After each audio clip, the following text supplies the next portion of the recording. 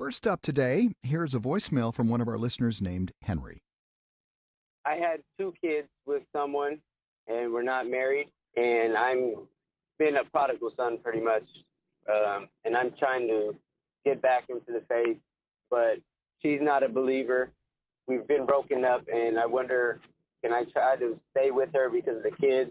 I feel like I'll fall off the faith. I'm not strong enough to stay in it.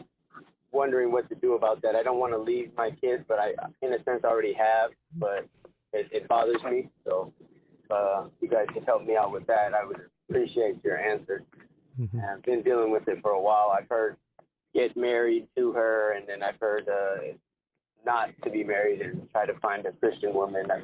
So I'd appreciate your help. Thank you. Mm-hmm. Henry, God bless you. Thank you for giving us a call here at Core Christianity. So a couple of things. I think the first thing is you have to prioritize your relationship with Jesus Christ, following him and doing whatever that means. I mean, following after the Lord. And then number two, still caring for your children. I mean, Paul tells Timothy, if a man doesn't provide for those of his own household, he's denied the faith. He's worse than an unbeliever. So now I don't know that means that you are obligated. In fact, I don't think that means that you're obligated to marry this woman. You are obligated to care for these children.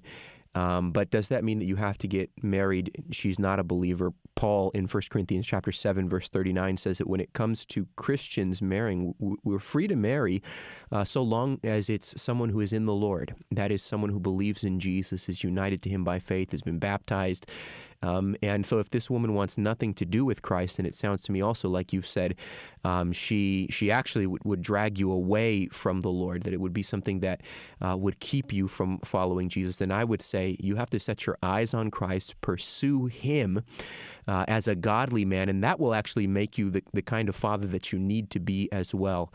Now, you said, you've been a prodigal for some time now.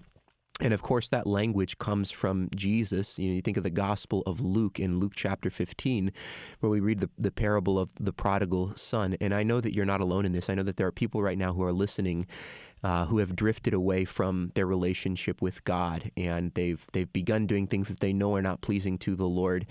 And for some people, it's just like, I don't know if I could ever get back. It sounds to me like that's part of your question. I don't know if I could ever get back. I feel like I'm being dragged down. I just want to read from some of that parable that Jesus gives there. He says, there was a man, this is Luke 15, verse 11, who had two sons, and the younger of them said to his father, Father, give me the share of property that is coming to me.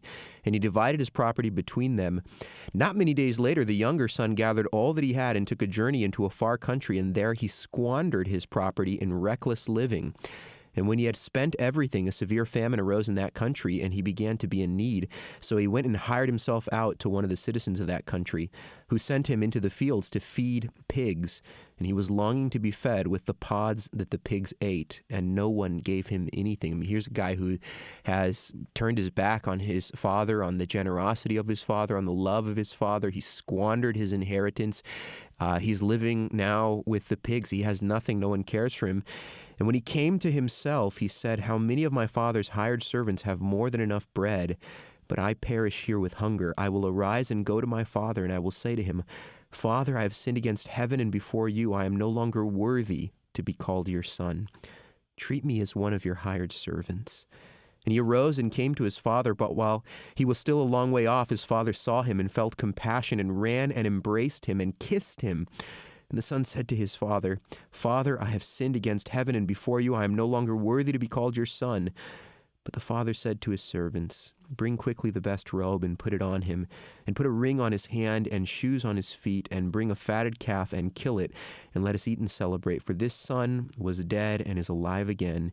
He was lost and is found. And they began to celebrate.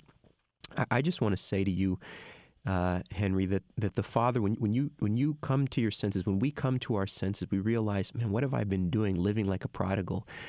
And we say, I'm going to go back to the Lord. I'm going to confess I've sinned against heaven. I've sinned against you, gracious Father.